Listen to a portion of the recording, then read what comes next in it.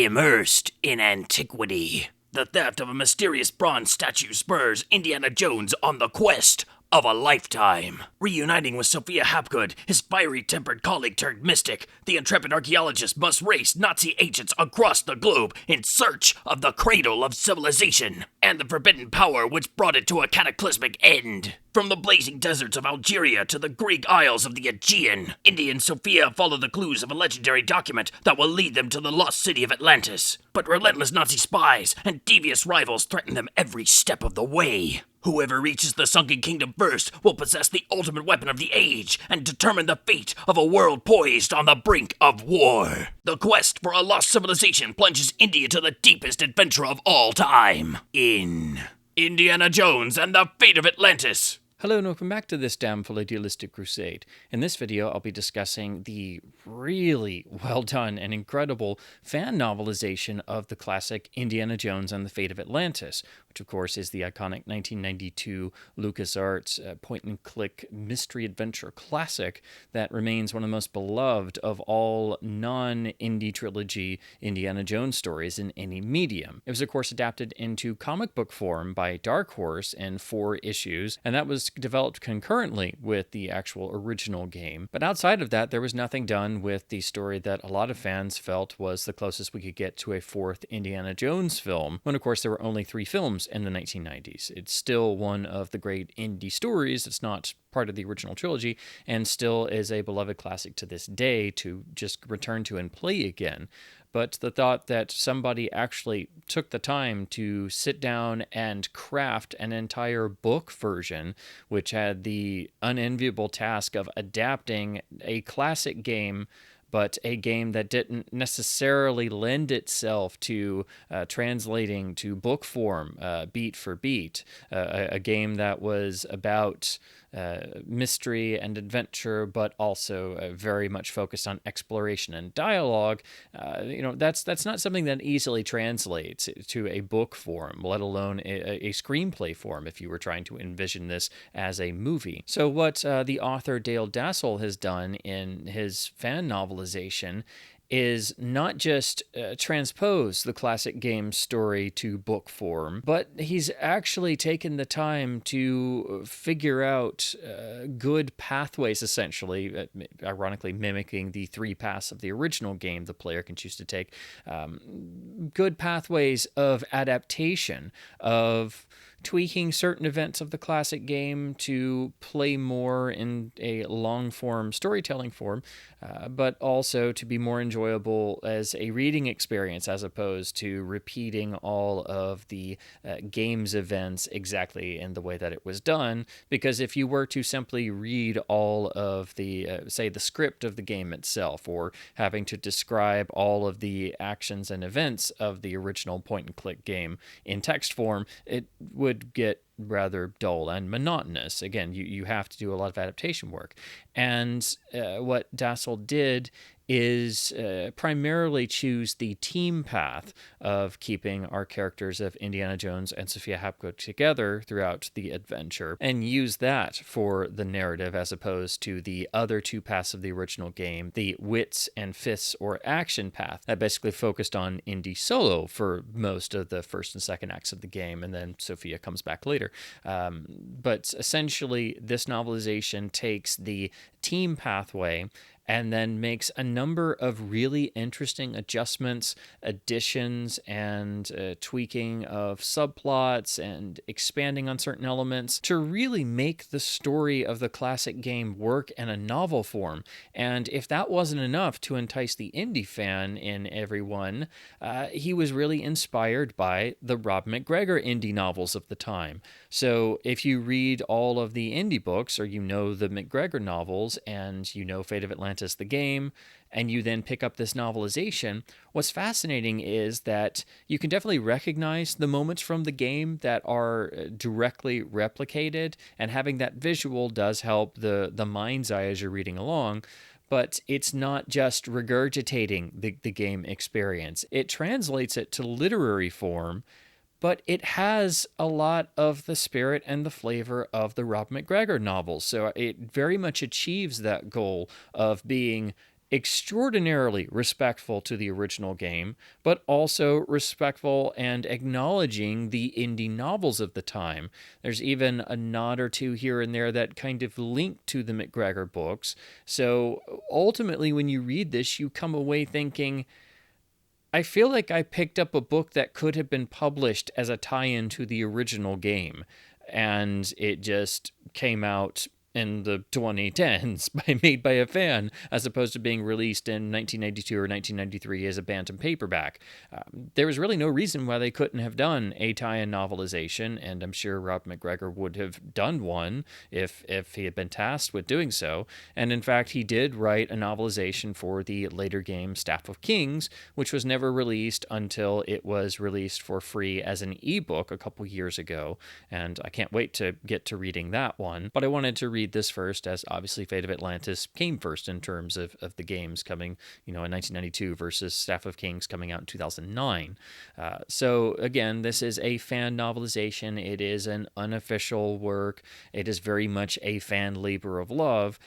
And it is really well done. I don't exaggerate when I say that you start this, just expecting it to be enjoyable and obviously retelling the game story that you know and love, but in book form. But it's really well executed and has such of that MacGregor indie flavor, and combined with the fan-made EPUBs replicating the style, font, layout, and usage of the eagle icon for each chapter heading in terms of the first chapter page, you can very much imagine this as a 1990s Bantam paperback as a tie-in to go along with the MacGregor indie novels.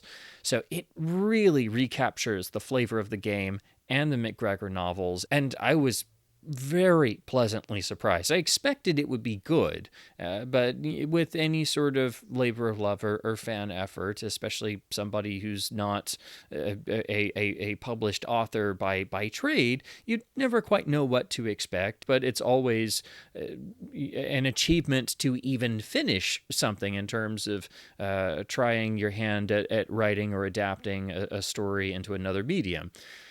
But this book, again, it really feels like it could have been released as a tie-in back in the 1990s for the original game. To talk about the book's plotting, we basically have the entire plot of the classic video game recreated in book form. So it finds Indy and his old flame Sophia Hapgood reunited on a quest to try and beat the Nazis to discover the secrets of the lost city of Atlantis, of course guided by Sophia Hapgood and her psychic sense with her necklace and connections to the ancient god of sorts Nurab Sal, leading them on a quest across various continents, and of course using the beads of orichalcum, which can somehow power various small totems and devices of ancient Atlantean origin. After a great deal of globetrotting and, of course, fetch quests and different things to achieve various goals in the original game, we find our two heroes and the Nazis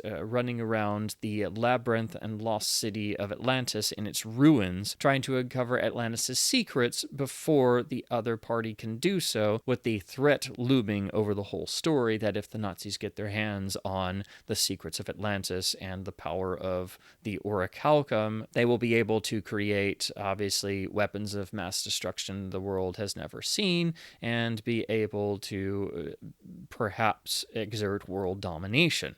So it has all of the classic requisite indie flavor in terms of the pulp storytelling. The love interest of Sophia Hapgood is one of the great love interests of the Indiana Jones canon. The story itself is classic Indiana Jones material.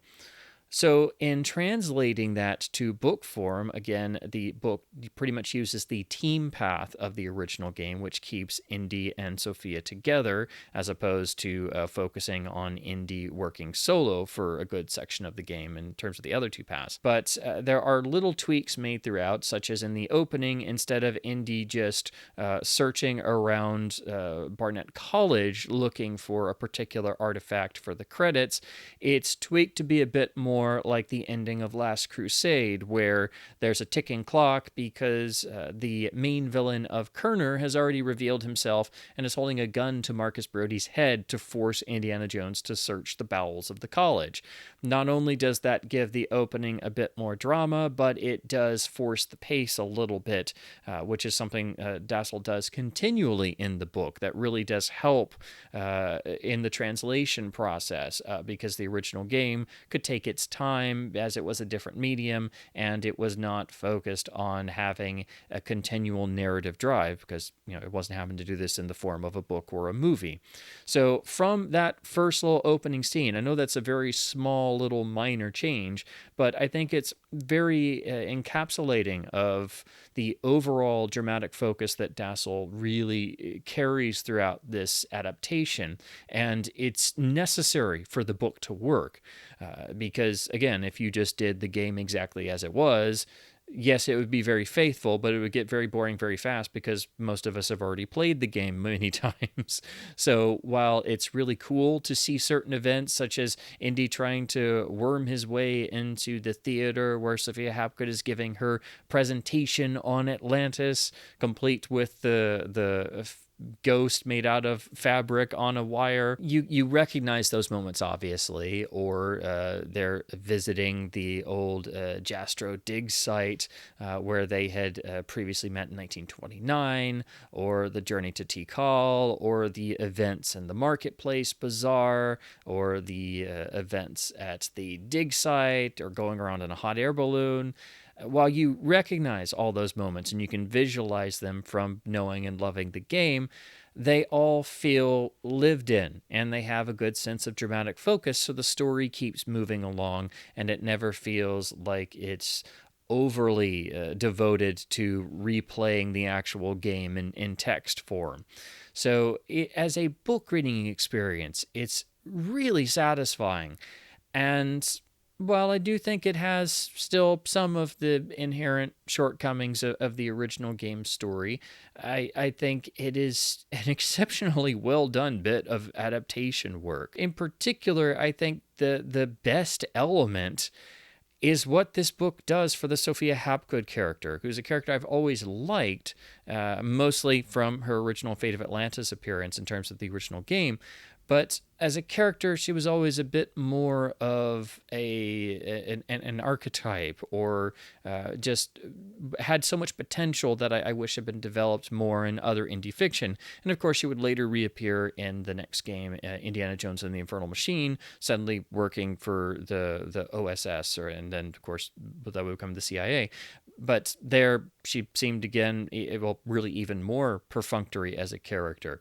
Here in this novelization, though, Dassel basically does a complete overhaul of all of the great characterization that's in the original PC game, but really fleshing her character out and having a continual running banter between her and Indiana Jones throughout the whole book, which is extraordinarily rewarding. And the best part of this book is their banter back and forth that goes continuously and has its ups and downs through all of the adventures and near-death moments, plus her psychic abilities that Indy has no real stock in, and her faith in the Atlantean myth that irks Indy's archaeologist side.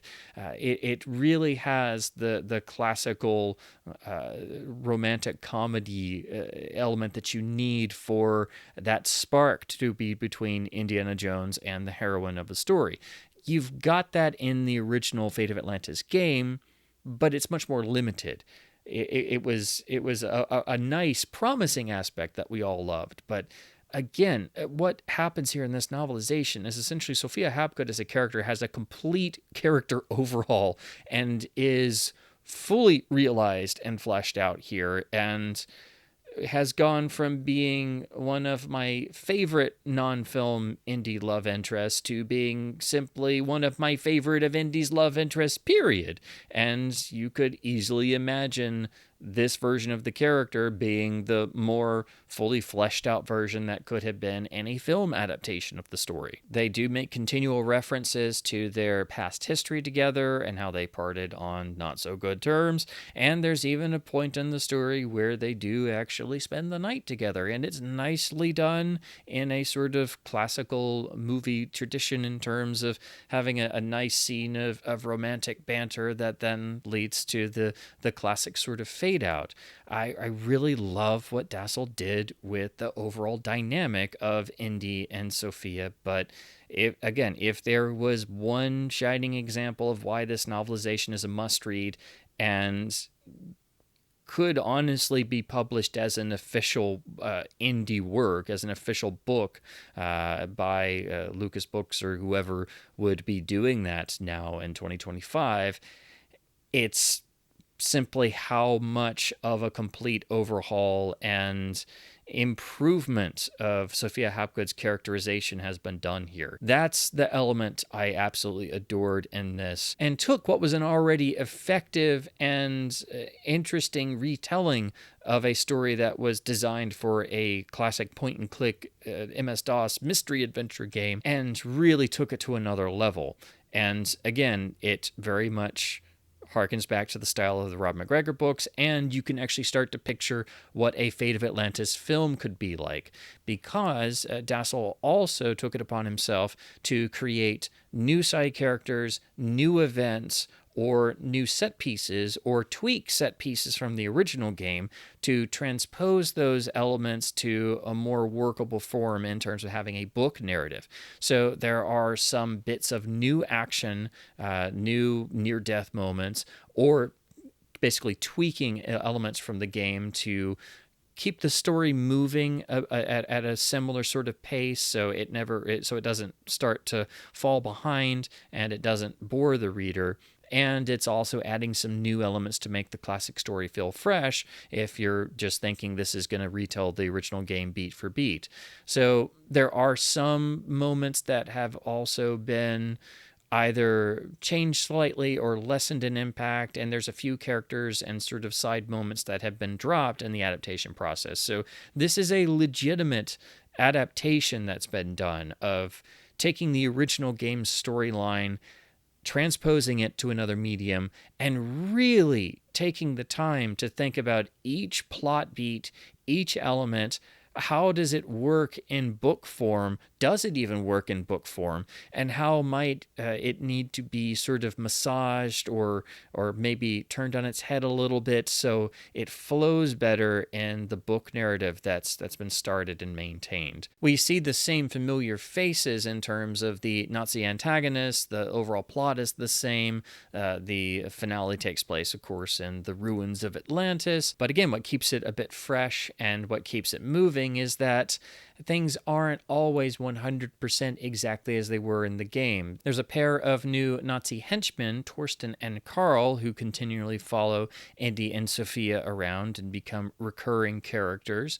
There's also other side characters who appear in certain locales who assist Indy and Sophia. Their presence is essentially to expedite certain things that were done otherwise in various quests, or needing certain items, or having to go to a variety of different side characters from the original game. So again, it's a means of condensing certain elements, and all of these side characters are actually quite well drawn. Abdul Aziz is one, who is a Berber tribesman who Indy and Sophia encounter, and honestly is actually quite reminiscent of Kamran Shah from The Living Daylights, if you're a James Bond fan, in terms of being a sort of contact and point man to the tribesmen fighting oppressive forces. Here, of course, they're trying to fight back against French colonial forces and, of course, the Nazis themselves, and help Indy and Sophia escape the dig site when they're cornered there.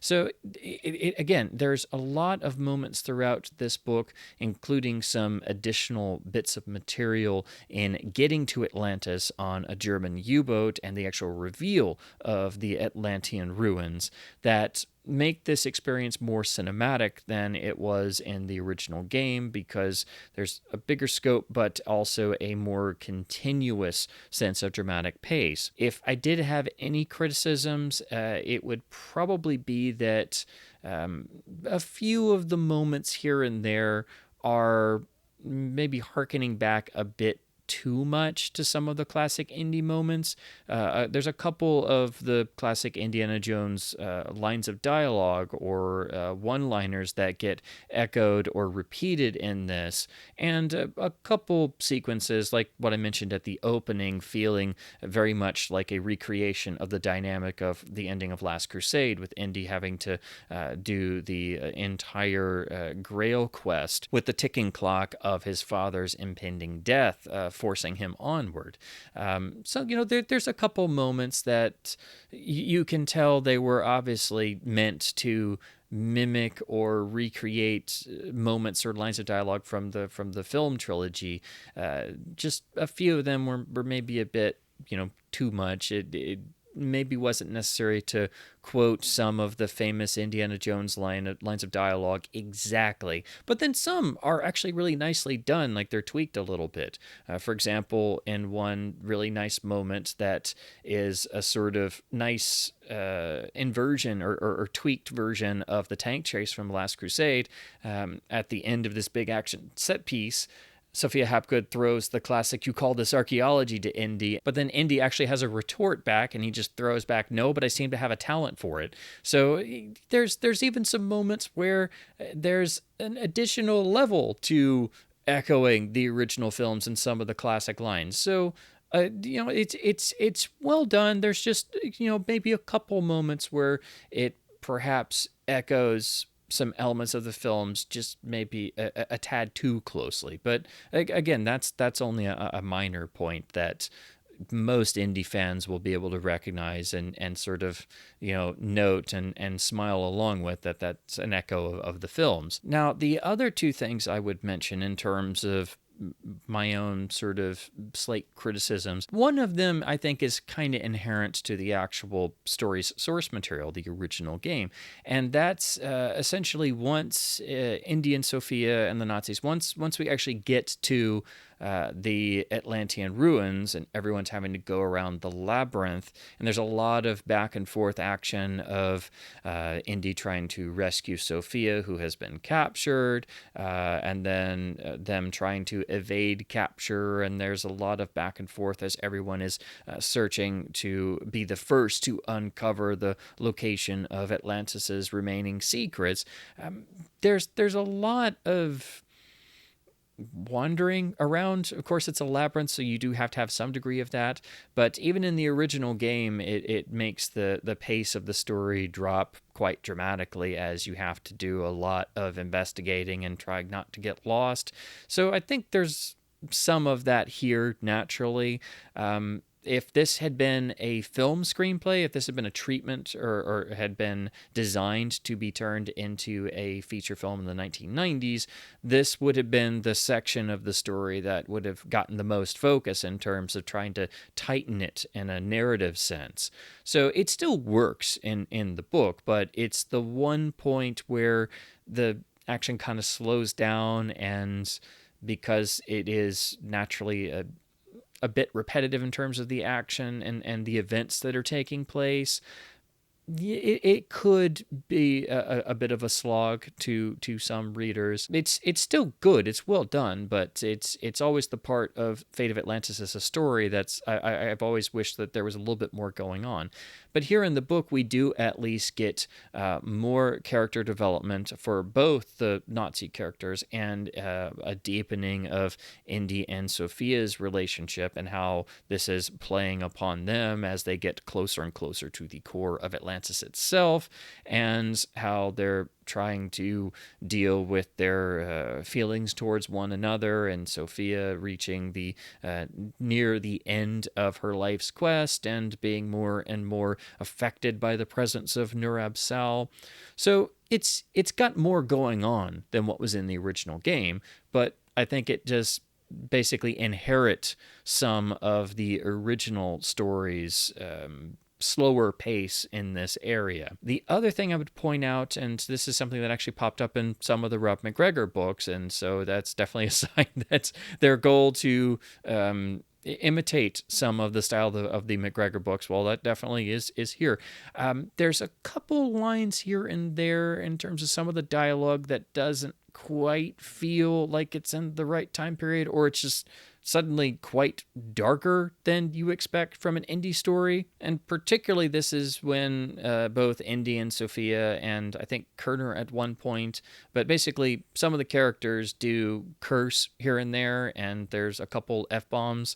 This makes me think of Genesis Deluge, which in the first printing has Indy used an F-bomb, I think at least twice, and that was something that was removed on all the other printings of the book.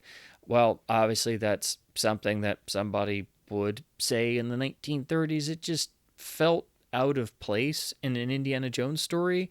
And that's not to say that Indy doesn't curse here and there. The book does have him curse when facing, overwhelming odds, as we see happen in the Raiders and Temple, for example. So that's fine.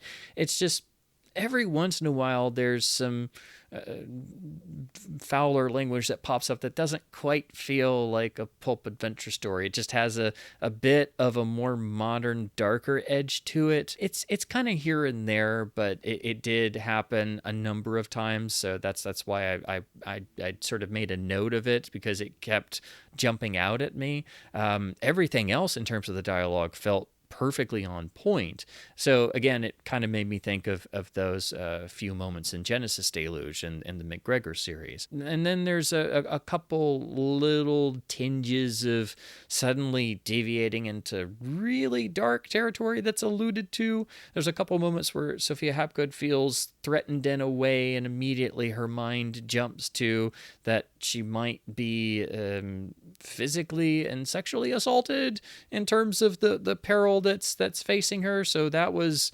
that stuff obviously could happen, but in terms of a pulp adventure story, I don't know if that's exactly the first thing the character's mind might jump to. But again, that's just something that's rather minor that jumped out to me, that it goes along with the couple F-bombs and things that's in some of the dialogue that just felt like maybe it was just a tad too much.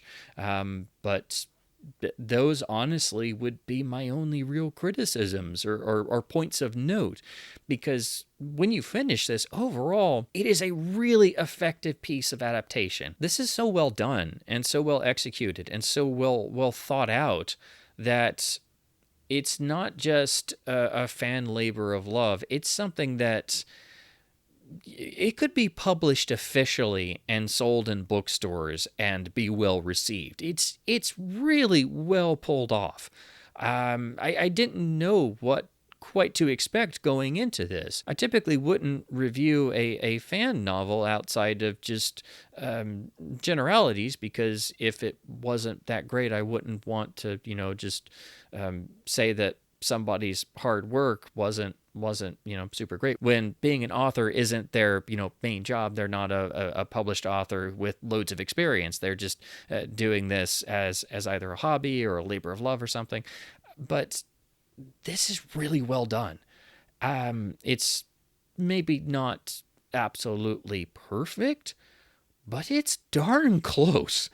Again, this reads so well and does such a good job of adaptation and translates a classic game story to a novel form so effectively that I think this is a must-read for any indie fan. And if you love Fate of Atlantis, you've got to read this.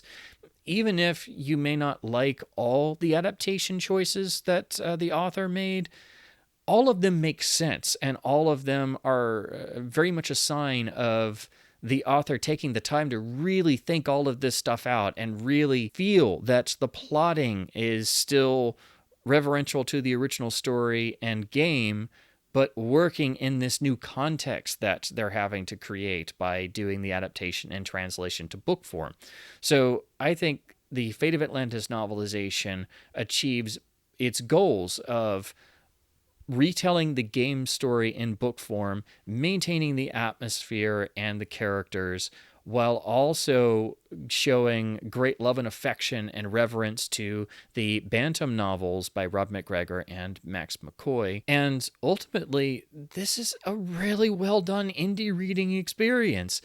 And it turns out that it was a fan who put this together simply because they loved Fate of Atlantis so much that they always wished there was a novelization out there. And this was something that apparently Dale Dassel did over several years and went through a couple different versions of trying to get it just right. And that comes across in reading this. So I think this transcends being fan fiction or a fan novelization, and I think is a really fantastic love letter to, all of Indiana Jones expanded universe fiction, if you want to call it that. It's a love letter to the original Fate of Atlantis game. The author includes an afterword talking about being swept away by that game the first time playing it in the 1990s, and always thinking about it and dreaming about it and wishing there was a novelization, and basically describing the quest he was on to eventually do this as simply because he felt a need to do so. So it's just a really incredible experience, and it is freely available for all Indiana Jones fans to read. I will have links to the indie forum threads from theraider.net and the Raven section, so you can check this out for yourself. There's also some nice cover artwork that is available for these.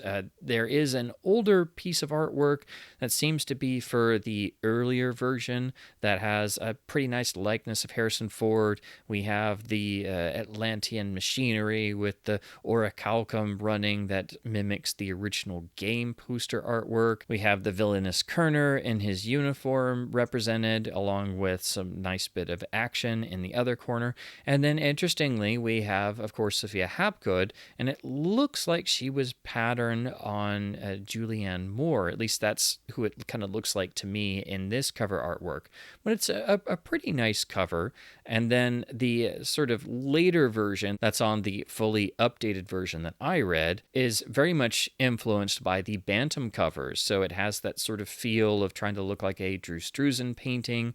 It's got the nice sort of different, almost mystical color background with the focus on the U-boat headed towards the underwater ruins of Atlantis. A really nice likeness of Harrison Ford with a really cool stylized Fate of Atlantis title to, again, make it look like one of the Bantam books.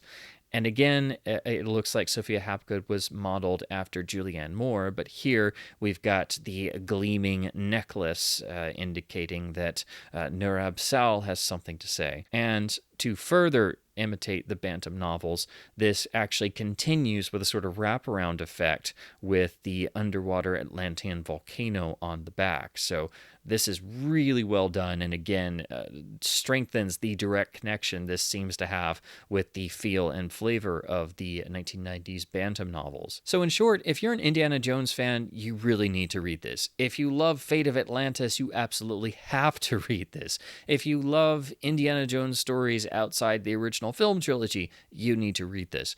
It is so exceptionally well done that I was really pleasantly surprised. I was hoping that it would turn out to be good, but I didn't expect this level of intricate adaptation work. But if I had to say one particular aspect that is the highlight of this book, it is the complete character overhaul, rejuvenation, and expansion of Sophia Hapgood. The banter between Sophia and Indy, the deepening of their relationship dynamic, and the sparks that fly between them throughout this book is absolutely the best element and highlight of the reading experience. It's a joy getting these passages and seeing them grow as characters over the course of the story and get to fulfill their character arcs. And even the last moments of the story have a nice note to go out on that really ends this particular adaptation with a great grace note in a very classical Hollywood style that you could very much imagine being done in a movie version. I think it would be very easy to take this novelization and distill it a little bit further into screenplay form and have a very well done, workable screenplay of Fate of Atlantis that could have been turned into a movie. So if you've ever wondered what a Fate of Atlantis movie would have been like in the 1990s, I think this novelization is a couple steps closer towards that from the original game. So if you've ever had that thought, then you definitely should read this. So those are my thoughts on the fan novelization of Indiana Jones and the Fate of Atlantis by Dale Dassel. It is freely available in EPUB and PDF form. There's also, I believe, an audiobook version as well. So there's really no reason to not give this a try, especially if you love the classic game, as most of us indie fans do. This is an exceptionally well done piece of writing and adaptation work. And in fact, it's so enjoyable and so well polished overall that it very easily could be sold as an official book if the powers that be were to acknowledge its existence and say, yes, we will publish this officially. This could be sold in bookstores. It's really at that level of quality. So again, I cannot recommend this highly enough as a fun indie experience that rejuvenates and gives a new, fresher approach to one of the classic non-film Indiana Jones experiences. So as always, I hope my babblings about the world of our favorite archaeologist and the expanded world of non-film Indiana Jones fiction has been at least somewhat fun and informative. I really did enjoy reading this fan novelization. I went in with no real expectations and was very quickly blown away at how well crafted the plotting was in adapting a story that didn't really lend itself very easily to a book form. So again, I can't recommend this highly enough as a fantastic reading experience. So again, I really can't recommend this to indie fans highly enough. So my thanks to, of course, Dale Dassel for this incredible labor of love and really well done effort. And of course, all the other fans who have made the versions freely available in wonderfully formatted EPUBs, and of course, also replicating the internal style of the original Bantam books to really get that flavor of it being a sort of lost Bantam tie-in novel across. And that's topped off by having wonderful matching artwork as well. So again, this very much feels like the Bantam novel that was a tie-in that never was.